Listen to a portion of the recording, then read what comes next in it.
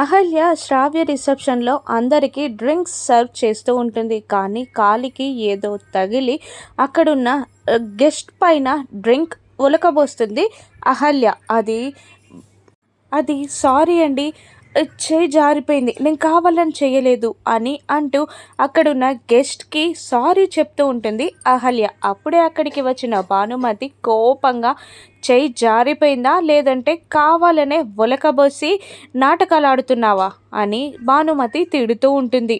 అహల్య సైలెంట్గా తిట్లు పడుతూ ఉంటుంది. అప్పుడే అక్కడికి వచ్చిన గౌతమ్ ఏమైంది నానమ్మ అని అడుగుతూ నిలదీస్తూ ఉండగా అది వచ్చిన గెస్ట్లకి సర్వ్ చేయమంటే వయ్యారంగా తిరుగుతూ వాళ్ళపై డ్రింక్ ఒలకబోసి మన ఇంటి పరువు తీస్తుందిరా అని భానుమతి పండ్లు కొరుకుతూ గౌతమ్కి చెప్తూ ఉంటుంది. అప్పుడు తనకెందుకు పని చెప్పావు నానమ్మ, డ్రింక్స్ సర్వ్ చేయడానికి తనెందుకు పని చేయాలి, అసలు మీరిలా ఎందుకున్నారండి, మీరెందుకు రెడీ అవ్వలేదు అని అహల్యని అడుగుతూ ఉంటాడు గౌతమ్.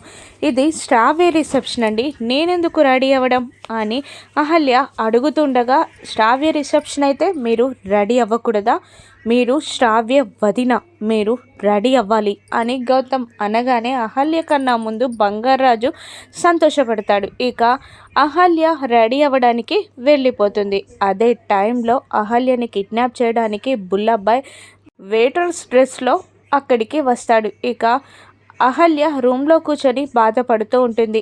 బుల్లబ్బాయ్ తన మనుషులతో ఆ రూమ్ వైపు వెళ్తూ ఉంటాడు. అహల్యని బుల్లబ్బాయ్ కిడ్నాప్ చేస్తాడా, శ్రావ్య ఫంక్షన్లో గౌతమ్ నేను విడాకులు తీసుకోబోతున్నామని అహల్య అనౌన్స్ చేస్తుందా, గౌతమ్ అతిథిలా పెళ్లి గుచ్చి అనౌన్స్ చేస్తుందా, రాను ఎపిసోడ్స్లో చూద్దాం. Thank you for watching.